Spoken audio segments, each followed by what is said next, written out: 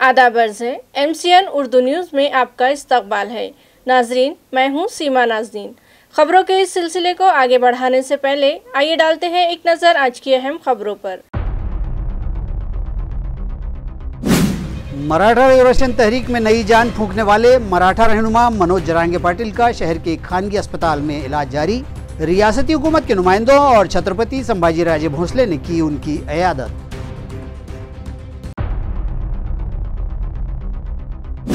Election polling booth पर तैनात अफसरान को आज दिन भर रहा वोटिंग लिस्ट में नए नामों का इंदराज करने वालों का इंतजार। तशहीर न होने के सबब अवाम रहे गाफिल।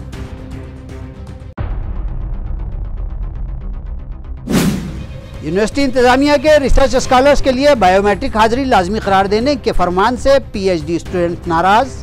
मज़कूरा शर्त को खत्म करने के मुतालबे पर शुरू की गई हड़ताल।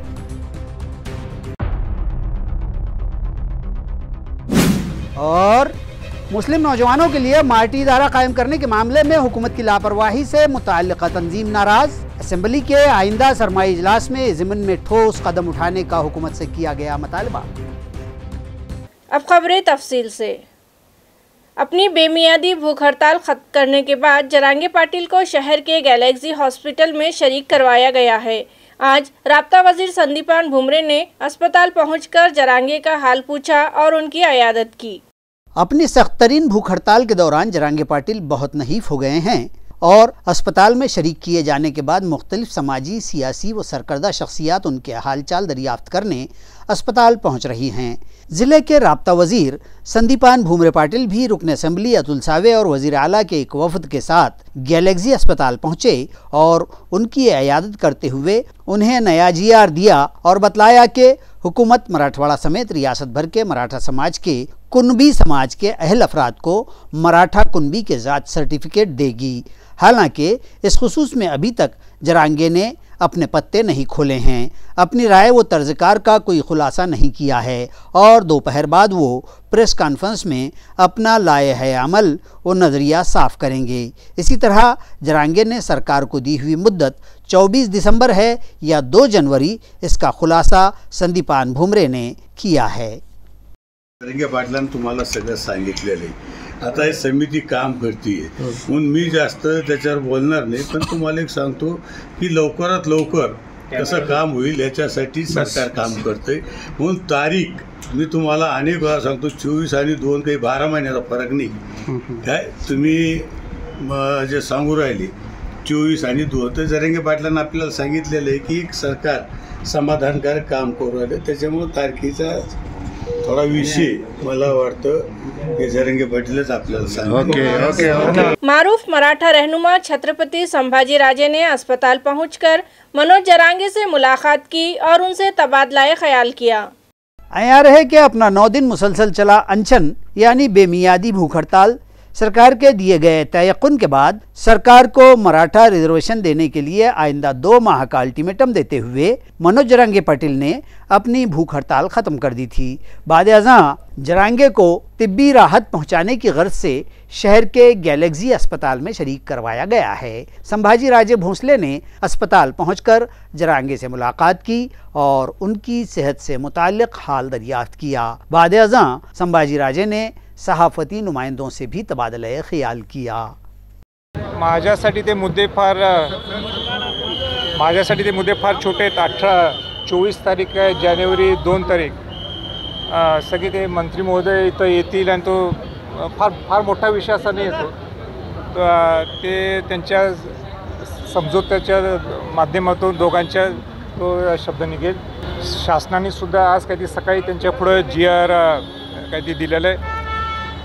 माझी भूमिका काय मी पूर्वी स्पष्ट केलेली आहे, परत तेच सांगणं मी काही उचित समजत नाही आणि गरीब मराठ्यांना न्याय मिळावा एवढाच माझा नेहमी अँगल असतो आणि त्या दृष्टिकोनातून मनोज जरांगे सविस्तर ते स्वतः या विषयावर बोलतील आणि ते बोलत आलेले आहेत। सरकारशी किती बोलायचं आणि किती भेटायचं, मग हे सरकार असून दे किंवा मागचं सरकार असून दे, मी तर 2007 पासून सांगतोय की समाजाला कसा न्याय मिळवून देता येईल, पण मनोजच्या माध्यमातून जो लढा उभा राहिलेला आहे समाजसुद्धा त्याच्याकडं एका विश्वासाने पाहतो आणि त्याची तब्येत चांगली असावी म्हणून मी आज इथं आलो होतो आणि मला सुद्धा पूर्ण विश्वास आहे की निश्चितपणाने ज्या मागण्या मनोज जरांगेंनी पुढे ठेवलेल्या आहेत त्या सगळ्या क्लिअर होतील. आणि माझा अँगल एवढाच आहे आणि तो शिवाजी महाराजांचे आणि शाहू महाराजांचे संस्कार आहेत की आपल्या जीवापेक्षा आपला समाज मोठा असतो आणि समाजासाठी जो वेळ देतो अशा लोकांना ताकद देण्यासाठी, अशा मंडळींना बळ देण्यासाठी हे आमची जबाबदारी आहे. म्हणून मी सुरुवातीला सुद्धा आलो होतो, उपोषण चालू सुद्धा असताना आलो असतो आणि आज तब्येत बरी नसताना सुद्धा म्हणजे हॉस्पिटलमध्ये ॲडमिट केल्यानंतर सुद्धा मी आलो होतो आणि एवढंच आहे माझ्याकडे. वोटर लिस्ट में नए नामों के इंदराज व पुराने नामों और एड्रेस में दुरुस्ती के लिए खुसूसी मुहिम चलाई जा रही है, जिसके तहत 4 और 5 नवंबर को सभी इलेक्शन बूथ पर BLOs हाजिर रहेंगे. ये इत्तला इलेक्शन इंतजामिया से मौसूल हुई है.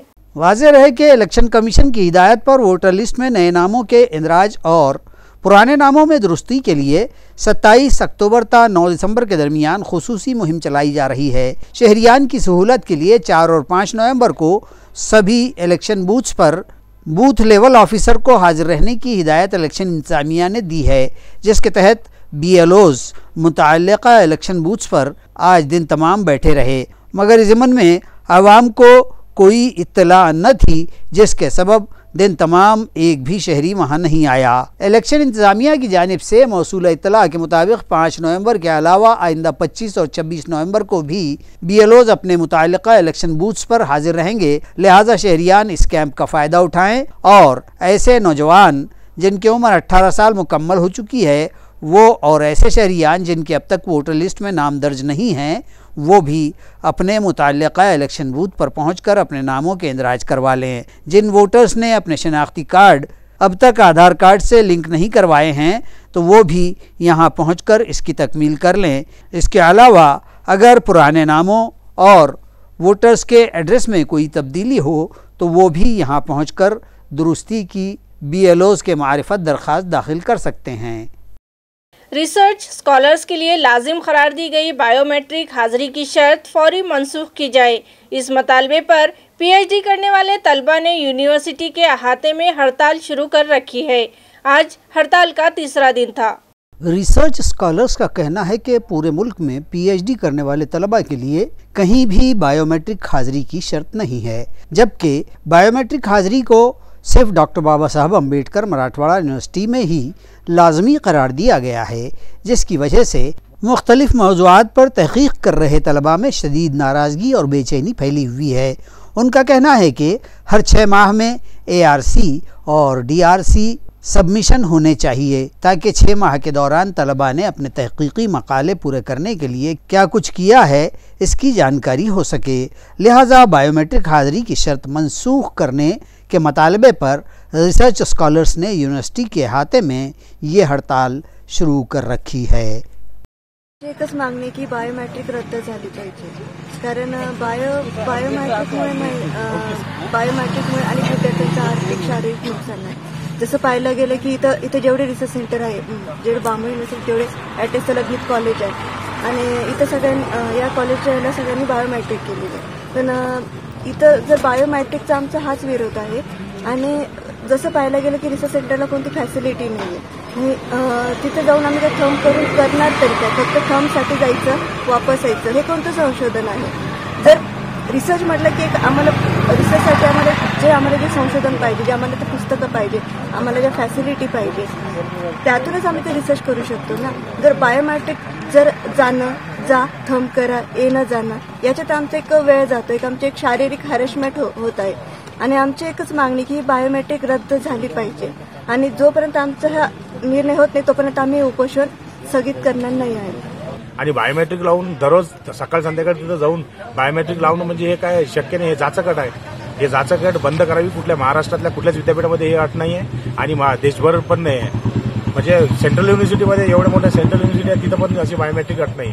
याच विद्यापीठामध्ये नवीन काय करायचं आहे आणि बायोमेट्रिक न तुम्ही साध्य काय करणार आहे हे तरी आम्हाला सांगावं प्रशासनानं. हे बायोमेट्रिक तात्काळ रद्द करावी याच्यासाठी आम्ही 3 दिवसापासून उपोषणावर बसवलं. आमची हे अट रद्द करावी यासाठी आम्ही कुलगुरू महोदयांना सांगितलेलं आहे. कुलगुरू महोदय काय निर्णय करतात, जोपर्यंत निर्णय घेतले नाही तोपर्यंत आम्ही उपोषणाला बसणार आहे, हे बी कंटिन्यू सांगितलेलं आहे. नागपुर में मुनाकिद किए जा रहे असेंबली इजलास में मार्टी के क़याम का फैसला किया जाए, ये मुतालबा मुतालिका कमेटी के जिम्मेदारान ने आज एक प्रेस कॉन्फ्रेंस के जरिए हुकूमत से किया है. Maulana Azad research and training institute action committee के जिम्मेदारान का कहना है कि मुस्लिम नौजवानों की हमजहत तरक्की के लिए बार्टी, मार्टी, महाज्योति और अमृत जैसे इंस्टीट्यूट की तर्ज पर मौलाना Azad research and training centre कायम करने का मतालबा वो गुज़िश्ता कई साल से हुकूमत से कर रहे हैं.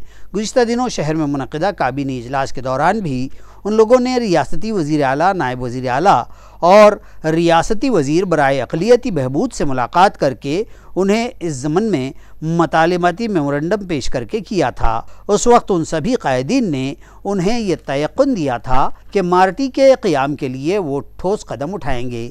गुज़िश्ता दिनों एक GR निकाला गया जिसके मुताबिक दोनों फाइनेंस कमेटी की जानिब से एक कमेटी तश्कील दी गई है जो पहले से मौजूद बार्टी, सारथी, महाज्योत और अमृत इन इदारों में यकसानियत लाने के लिए स्टडी करेगी और अपनी रिपोर्ट हुकूमत को पेश करेगी.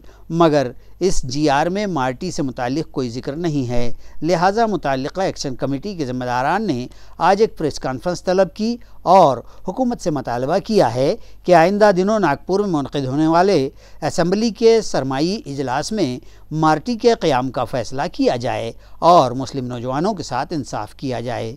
इस प्रेस कॉन्फ्रेंस में मुतालिका तंजीम के सदर advocate Azhar Pathan, SR Asif, Sajid Patel, Shaikh Mukhtar, advocate Shaikh Waseem, doctor Shaikh Afsar, Ahmed Jalees, Sartaj Khan, Ejaz Khan, principal Shaikh Saleem, Shaikh Asgar Patel और दीगर मौजूद थे.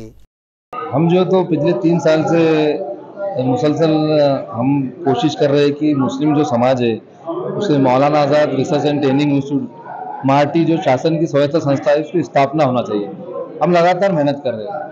तो आज की जो प्रेस कॉन्फ्रेंस का जो हमारा मकसद था कि हाल ही में 30 तारीख जो 2 दिन पहले GR आया शासन का, उसमें उन्होंने लिखा खुला कि सर्व विद्यार्थियों को समान योजना का फायदा होने के लिए जो सारथी में समझो 400 बच्चों को दे रहे और इस बार्टी में कम दे रहे, छात्रवृत्ति में ज़्यादा दे रहे, स्कॉलरशिप में ज़्यादा दे रहे, UPSC में उनको बच्चे ज़्यादा दे रहे. तो सर्व समावेशक समानता आने के वास्ते उन्होंने अवर मुख्य सचिव की कमेटी बनाई वित्त विभाग की और उसमें उन्होंने सारथी, बार्टी, महाज्योति, अमृत ये चारों संस्थाओं को एक कमेटी बना के सब जो योजना है एक प्लेटफॉर्म पे लाके विद्यार्थियों को समानता आने के वास्ते एक GR निकाली.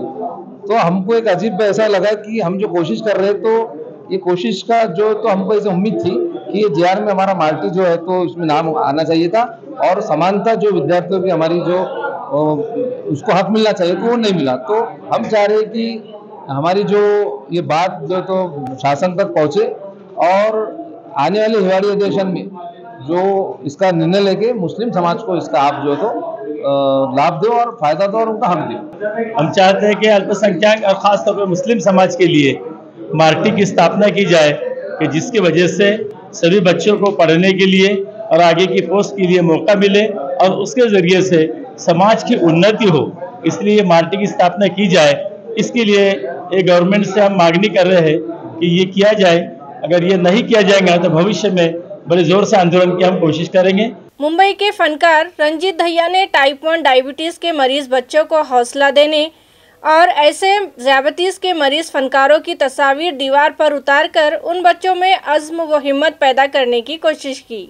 उड़ान नामी खिदमतगार तंजीम पिछले कई बरस से टाइप 1 ज़ियाबतीज़ के मरीज़ बच्चों के लिए काम करती आई है. शहर के सारडा सिटी सेंटर में इस किस्म के ज़ियाबतीज़ से मुतासिर बच्चों का इलाज मुआलजा किया जाता है.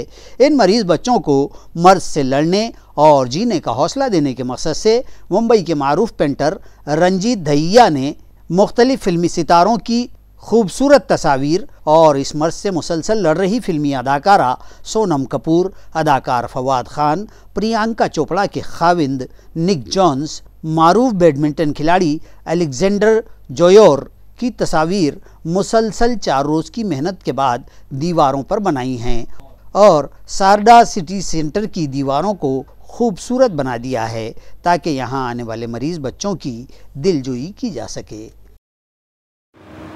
हाय, मेरा नाम रंजीत दहिया है. मैं बॉम्बे से आया हूँ. और मैं अपने एक फ्रेंड से मिलने आया था इधर, जो यहाँ पे ट्रस्टी है उड़ान में। तो इधर मैं उसके साथ आया तो देखा कि उधर वो टाइप 1 के जो भी पेशेंट्स हैं टीबी के, सो उनको फ्री इंसुलेशन और ये सब कुछ लगा रहे थे। तो मेरे को भी लगा कि एज एक आर्टिस्ट के उससे कि मेरे को भी लगा कि यार मेरे को भी कुछ करना चाहिए। तो उन्होंने बताया कि यहाँ पे ना आई मीन देयर आर बहुत सारे ऐसे आर्टिस्ट हैं जो टाइप 1 के ऑलरेडी टाइप 1 के वो हैं टीबी के, और वो बहुत अच्छा कर रहे हैं। तो मेरे को लगा यार क्यों ना ये यहाँ पे ऐसा पेंट किया जाए ताकि यहाँ के जितने भी बच्चे हैं वो उनको देख के थोड़ा सा इंस्पायर हो सके, वो भी कर सके कि यार हमारे को भी इनके जैसा बनना है।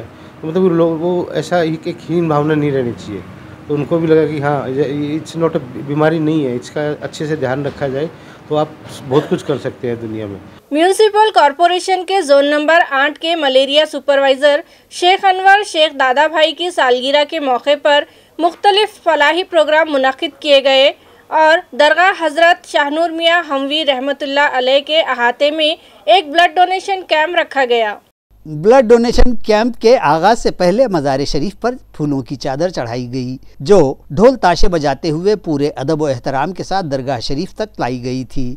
इसके बाद ब्लड डोनेशन कैंप का आगाज़ अमल में आया, जिसका इफ्तिताह म्यूनिसिपल कॉरपोरेशन की assistant health officer doctor Archana Rane के हाथों किया गया, जहां इलाके के नौजवानों ने बड़ी तादाद में ज़रूरतमंद मरीजों के लिए खून का अतिया किया, जिन्हें रक्तदान योद्धा के सर्टिफिकेट और ट्रॉफी तकसीम की गई।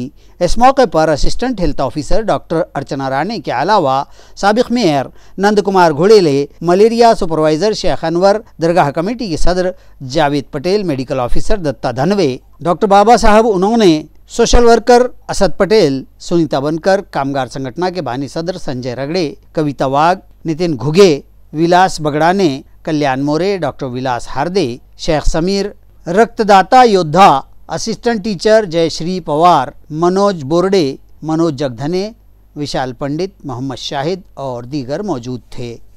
AFS यानी American field services inter culture education नामी इदारे की जानिब से हिंदुस्तान भर में से चुने गए 3 में से नांदेड़ के एक तालिब इल्म को भी मुंतखब किया गया है। अमेरिका के इस इदारे की जानिब से हर बरस दुनिया भर के 30 ममालिक से स्कूली तलबा के कल्चर ट्रांसफ़र कैंप के लिए इंतखाब किए जाते हैं। इस मरतबा ये कैंप जापान में मुनक़िद होगा। इस कैंप के लिए भारत से मुंतखब किए गए 3 तलबा में से महाराष्ट्र के नांदेड़ से सिर्फ एक खुशनसीब तालिब इल्म को चुना गया है। इस इंतखाब के लिए धर्माबाद ज़िला नांदेड़ के राजाराम काकानी सहकार विद्या स्कूल के तालिब इल्म मनमत वीरभद्र शिव शेट्टे ने इंतहाई मुश्किल इम्तिहान कामयाब किया। मनमत 10वीं जमात का तालिब इल्म है और उसने किसी कोचिंग क्लास से इस्तिफादा किए बगैर ही अपनी ज़ाती मेहनत और असातिज़ा की रहनुमाई में यह मारिका सर कर लिया है। उसकी इस बेमिसाल कामयाबी पर उसे और उसके असातिज़ा को मुबारकबाद देते हुए उनकी सताइश की जा रही है। माझा निवड एशिया काकेहाशी प्रोग्राम AFS तर्फे एक संस्था, AFS एक संस्था आहे अमेरिकन फील्ड सर्व्हिस, त्यांच्यातर्फे एक कार्यक्रम ठेवण्यात आलं। AFS कडून कार्यक्रम ठेवण्यात आलं जे की एशिया काकेहाशी प्रोग्राम होतं। त्याच्यामध्ये मी पार्टिसिपेट केलो आणि इंडियामधून जवळपास 10 ते 20 हजार जण याच्यासाठी पार्टिसिपेट केले, पण फायनल रिझल्ट फक्त 3 जणांचं आलं। 3 जणे फक्त इंडियामधून होल ओव्हर इंडियामधून फक्त 3 जण जाणार आहेत। एक जसं की महाराष्ट्रामधून मी एकटाच आहे, दक्षिण भारतातून मी एकटा आहे आणि मी 17 तारखेला इथून हैदराबाद आणि हैदराबादहून दिल्ली ते 18 तारखेला तिकडे जाऊन तू काय करणार आहेस? म्हणजे तिथं तुझं नेमकं काम काय आहे? तिथं आहे ना सांस्कृतिक अदलबदल, जसे की कल्चरल एक्सचेंज प्रोग्राम आहे। जसे की आपण बघू इच्छिता की हर एका देशाचे अलग अलग प्रांत, संस्कृती, प्रांत असतात, भाषा असतात, तर ते एक दुसरेबद्दल जे म्युच्युअल अंडरस्टँडिंग आहे ते जाणून घेण्याकरिता मी तिथं जात आहे। सांगताना गर्व होतो की भारतातून पूर्ण या बॅचमधून 3 मुलं चाललेत, त्याच्यातून महाराष्ट्रातून हा आपला पहिला मुलगा आहे आणि हा अभिमान आम्हाला भेटला। खूप महत्त्वाची आणि गर्वाची बाब आहे आणि हा आम्हाला पूर्ण माझ्या मनमतावर विश्वास आहे की तो तिथं चांगला प्रशिक्षण घेऊन धर्माबादचाच नाही तर आपल्या महाराष्ट्राचं नाव लौकिक करून येईल। पैठन MIDC पुलिस थाने की हुदूद में मौजूद कारकिन में कत्ल की एक सनसनीखेज वारदात मंजर आम पर आई है, जिसमें शौहर ने बीवी पर कुल्हाड़ी से पै दर पै वार करके उसकी जिंदगी तमाम कर दी है। ये वारदात गुज़िश्ता रोज दोपहर बाद पेश आई, जिसमें इंतहाई मामूली तनाज़े पर बेरहम शौहर ने बीवी की जान ले ली है। कत्ल के बाद फरार होने के दौरान ही पुलिस ने मुलजिम को दबोच लिया। मकतूला खातून का नाम सोनाली आतिश ताकौले बतलाया गया है। तफसीलात के मुताबिक पैठन सनती इलाका पुलिस थाना हुदूद के कारकिन का साकिन आशीष राव साहब ताकौले का अपनी अहलिया के साथ जुमा के रोज मामूली तनाज़ा हुआ और कहा सुनी हुई, जिस पर सन की शौहर ने इस मामूली तू तकरार ही पर आओ देखा न ताओ कुल्हाड़ उठाई और सीधे बीवी के गले व पेट पर वार कर दिए, जिसके सबब सोनाली खून में नहाकर गिर पड़ी और जब आतिश ने देखा कि वो अपने होश खो बैठी है तो वो वहाँ से भाग निकला। ताहम अतराफ़ के लोगों ने पेट्रोलिंग कर रही पुलिस के जमादार को इत्तला दी और पुलिस ने मुलजिम को दबोच लिया। वाक़े की इत्तला मिलते ही SDPO सिद्धेश्वर भौरे, API नीलेश नेले, दिलीप चौरे और दीगर अफसरान मुलाजमीन मौके पर पहुँचे और वारदात का पंचनामा किया गया। आलय कत्ल भी बरामद कर लिया गया है और मुलजिम को अदालत में पेश किए जाने के बाद उसे 3 रोज़ा पुलिस कस्टडी सुनाई गई है। जिला हिंगोली में एक ट्रैक्टर चोरी की शिकायत की गई थी, ताहम पुलिस की जांच पड़ताल में फरियादी खुद मुलजिम निकला। पुलिस की क्राइम ब्रांच ने इस मामले पर से पर्दा उठाया है। तफसीलात के मुताबिक जिले के मज़ाफ़ात सालवा से 29 अक्टूबर को सोनालिका कंपनी का यह ट्रैक्टर चोरी हुआ था और उस चोरी की फरियाद सालवा के साकिन नितिन इंगले ने वालापुर पुलिस थाना में दर्ज करवाई थी। पुलिस ने चोरी का मामला दर्ज कर लिया था और मकामी जराइम शाख ने सुराग रसानी व तफ्तीश शुरू कर रखी थी, जिसमें पता चला कि फरियादी ट्रैक्टर मालिक ने फाइनेंस कंपनी के पैसे डुबो देने की गर्ज से ट्रैक्टर चोरी हो जाने का ड्रामा अपने एक साथी को साथ लेकर रचा था। पुलिस ने इस मामले पर से पर्दा उठाकर 2 मुलजिमीन को तहवील में ले लिया है और दोनों पर मुख्तलिफ मुताल्लिका दफ़ात के तहत मामला दर्ज कर लिया गया है। इंगोले नावाच्या व्यक्तीने फिर्याद दिली की त्याचा ट्रॅक्टर चोरी गेलेला आहे।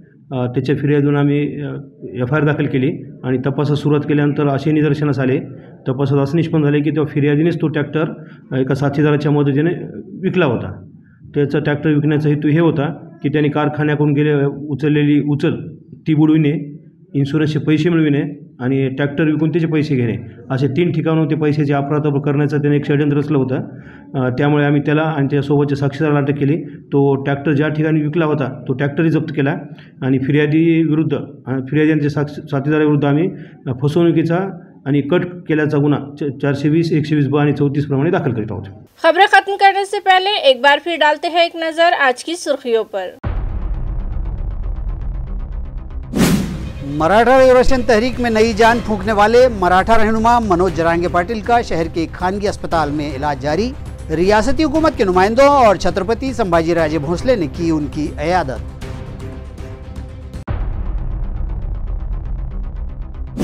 इलेक्शन पोलिंग बूथ पर तैनात अफसरान को आज दिन भर रहा वोटिंग लिस्ट में नए नामों का इंदराज करने वालों का इंतजार। तशहीर न होने के सबब अवाम रहे गाफिल।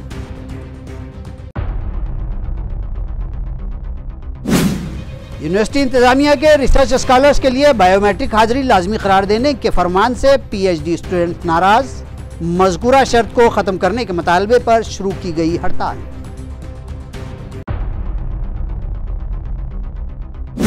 और मुस्लिम नौजवानों के लिए मार्टी इदारा कायम करने के मामले में हुकूमत की लापरवाही से मुतअल्लिक़ा तंजीम नाराज। असेंबली के आइंदा सरमाई इजलास में ज़िमन में ठोस कदम उठाने का हुकूमत से किया गया मुतालबा। इसी के साथ MCN उर्दू खबरनामा यही खत्म होता है। कल फिर हाजिर होंगे कुछ नई खबरों के साथ। तब तक के लिए मैं सीमा नाज़नीन आपसे इजाज़त चाहती हूँ। खुदा हाफिज़।